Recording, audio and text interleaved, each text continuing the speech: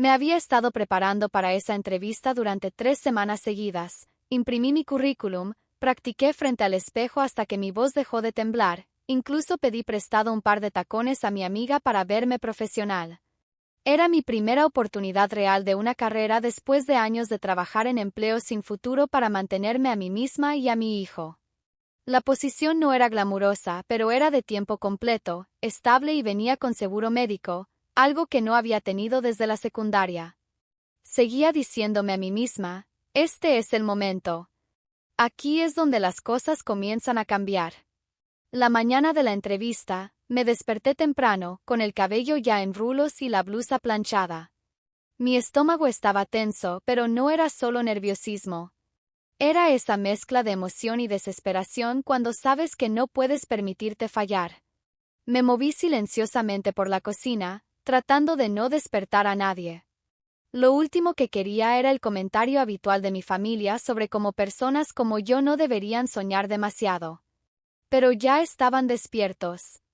Mi papá estaba sentado a la mesa con su café, desplazándose por su teléfono. Mi hermano Mason estaba apoyado contra el mostrador en pantalones de sudadera, sonriendo como si supiera algo que yo no. Mi mamá apenas levantó la vista del crucigrama que estaba haciendo. ¿A dónde vas tan arreglada?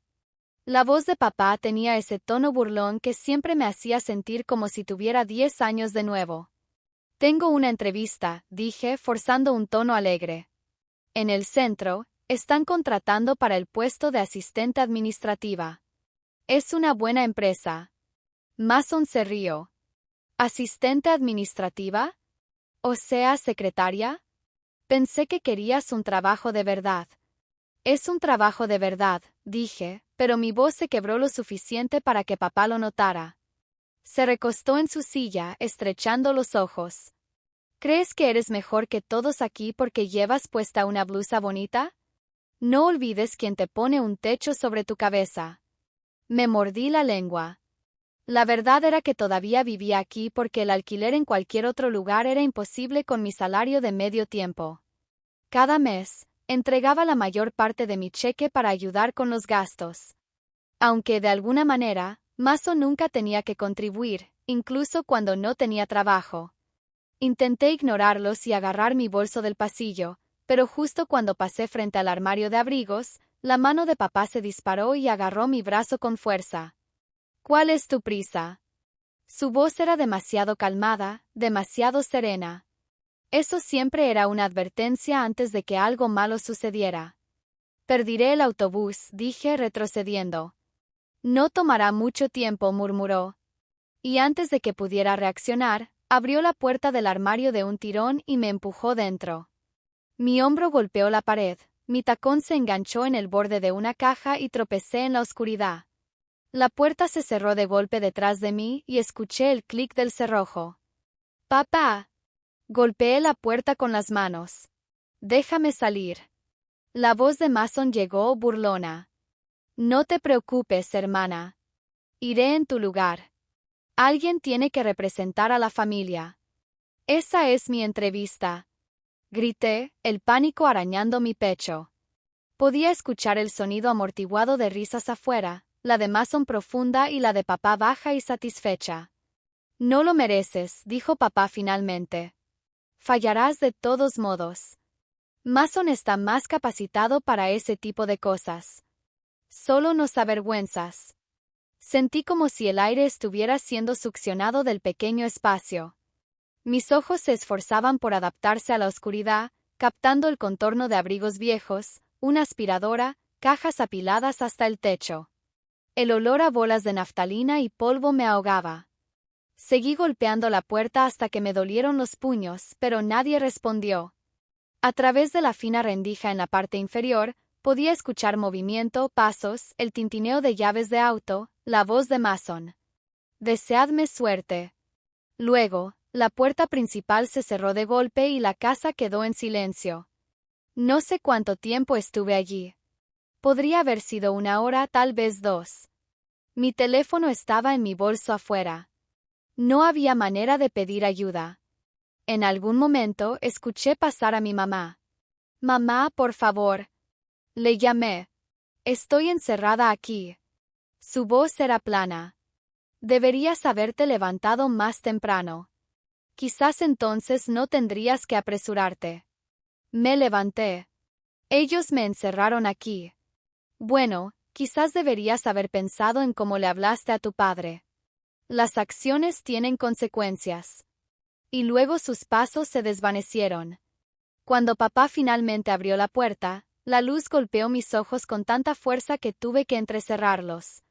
Estaba allí como si nada hubiera pasado, sorbiendo su café. ¿Perdiste tu autobús?, preguntó sonriendo. Mis rodillas estaban rígidas de estar sentada en el suelo. Pasé junto a él sin responder, directamente a mi habitación. Mis manos temblaban mientras agarraba mi teléfono y veía la llamada perdida de la empresa. Habían dejado un mensaje de voz diciendo que habían pasado a la siguiente candidata. Me hundí en la cama, mirando la pared. En la otra habitación, podía escuchar a papá y mamá felicitando a Mason por conseguir el trabajo. No lloré. Todavía no. Solo me senté allí, entumecida, escuchándolo celebrar mientras imaginaba a Mason sentado en el escritorio que debería haber sido mío. Pero bajo el entumecimiento, algo frío y afilado se estaba formando. Y sabía una cosa, se arrepentirían. No vi a Mason durante el resto de ese día. Llegó a casa tarde oliendo a colonia cara, presumiendo por teléfono con uno de sus amigos sobre lo fácil que había sido la entrevista y lo mucho que al gerente le había gustado su confianza. Me senté en el sofá fingiendo revisar mi teléfono, pero capté cada palabra. Mi papá seguía asintiendo como si Mason hubiera escalado el monte Everest en lugar de robar mi oportunidad de una vida normal. A la mañana siguiente, Mason entró en la cocina con una camisa nueva, una que sabía que no podía haber comprado él mismo. Mamá le deslizó un plato de bacon y huevos frente a él sin siquiera preguntarme si quería alguno. Yo me quedé con el café sobrante en la cafetera, quemado y amargo. ¿Cuándo empiezas?, le preguntó papá, todo sonrisas. El lunes, dijo Mason. Dijeron que el sueldo es decente, pero en realidad lo que importa son las conexiones. Esto es solo un peldaño, ya sabes. No es que planeé quedarme atrapado como un simple asistente. Todos se rieron. Mantuve mis ojos en mi taza de café, los dedos apretando el asa hasta que los nudillos me dolieron. Había pasado años tragándome momentos como este, donde su crueldad se sentaba a la mesa como un cuarto miembro de la familia, comiendo mejor que yo. Pero esta vez, la humillación no se desvaneció por la mañana. Era ácido en mi pecho, y ardía más cada vez que veía la cara engreída de Mason. Para el lunes, ya había tomado mi decisión. No tenía el dinero ni las conexiones que ellos tenían, pero tenía algo que siempre habían. Subestimado. Recordaba cada detalle, cada conversación, cada cabo suelto que pensaban que no importaba. Y Mason era un suéter de punto deshilachado. Tira de un hilo y toda la cosa se desharía. Esa mañana, salí de la casa antes que él. Sabía el edificio donde estaría trabajando, mi edificio. Lo había investigado obsesivamente cuando todavía se suponía que sería mío. El vestíbulo olía ligeramente a limpiador de limón, con puertas de vidrio tan pulidas que podía ver mi propio reflejo en ellas. Me senté en la cafetería frente a la calle, tomando un café que realmente no podía permitirme, esperando. Seguro en Oak, justo antes de las 9, Mason entró tarde, sorbiendo una bebida energética y hablando fuerte por su teléfono. Su camisa estaba desabrochada, el cabello apenas peinado. Ni siquiera trajo una bolsa o bloc de notas. Eso me dijo todo. Los siguientes días, lo convertí en mi rutina. Salía temprano, siguiendo sus pasos a distancia, memorizando sus patrones. Se escapaba para tomar descansos para fumar incluso cuando no fumaba. Pasaba la mitad de su hora de almuerzo coqueteando con la barista de la calle. Y una vez incluso lo atrapé en el callejón detrás del edificio, riendo con amigos en lugar de estar sentado en su escritorio. Era predecible, y la predictabilidad es un arma si la pones en las manos correctas. Para el final de la semana tenía mi plan. Una mañana pasé por el edificio nuevamente, pero en lugar de la cafetería entré directamente. Ni siquiera tuve que mentir mucho en la recepción, solo sonreí y dije que estaba dejando algo para Mason Clark. La recepcionista, una mujer con ojos amables y una expresión aburrida, me hizo pasar. Su escritorio estaba exactamente donde pensaba que estaría. Papeles esparcidos por todas partes, una nota adhesiva en el monitor con su contraseña de computadora, todo en mayúsculas, su año de nacimiento y la palabra rey. Era casi insultante lo fácil que lo hacía. No toqué nada. Todavía no. Solo me quedé allí por un momento, mirando el espacio donde debería haber estado sentada. Los valores de la empresa enmarcados en la pared. Integridad, responsabilidad, respeto. Casi me río. Luego me fui, sonriendo educadamente a la recepcionista a mi salida. Todavía no estaba lista para atacar, pero estaba cerca. Ese fin de semana, Mason llegó a casa presumiendo nuevamente.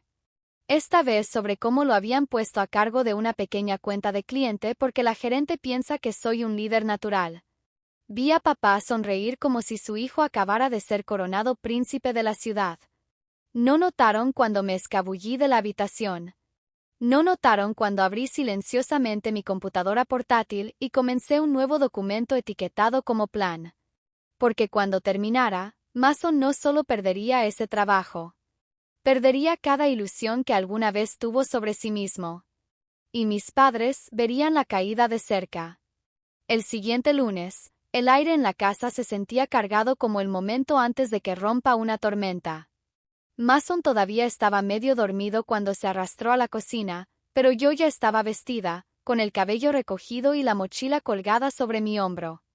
¿A dónde vas tan temprano?, murmuró con la boca llena de tostada. A ningún lugar importante, dije, sonriendo lo suficiente como para molestarlo. Se encogió de hombros, demasiado ocupado desplazándose por su teléfono para notar el pequeño disco USB que deslicé en mi bolsillo. Caminé hacia la parada del autobús, pero no tomé el autobús a casa como de costumbre. Fui directamente al edificio, su edificio, justo como lo había hecho antes. Solo que esta vez, tenía una razón para estar adentro. Durante el fin de semana, había hecho mi tarea. Cada conversación turbia que Mason había tenido en público, cada chiste grosero sobre aprovecharse del tiempo. Cada momento descuidado en el que se quejaba de sus clientes o compañeros de trabajo, los había capturado todos. La carpeta de memos de voz de mi teléfono estaba llena.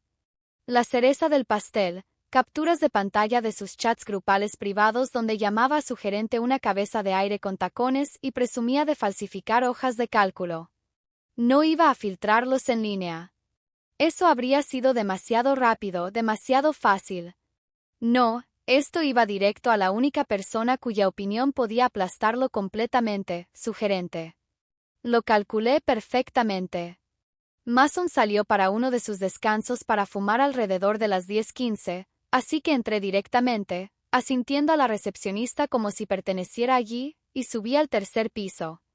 La puerta de la oficina de la gerente estaba abierta y ella estaba inclinada sobre un archivo. Disculpe, dije suavemente. Creo que debería ver esto. Es sobre Mason Clark. Sus ojos se agudizaron al instante. Coloqué el disco USB en su escritorio y deslicé mi teléfono para mostrarle algunas capturas de pantalla selectas. No me quedé. No tuve que hacerlo. La mirada en su rostro me dijo que vería cada archivo antes de que terminara la hora. Cuando Mason llegó a casa esa noche, no estaba presumiendo. Estaba en silencio. Su camisa estaba arrugada, su corbata metida en su bolsillo, y caminó directamente más allá de las preguntas ansiosas de papá. Vi el tenue enrojecimiento en sus ojos. Pero no había terminado.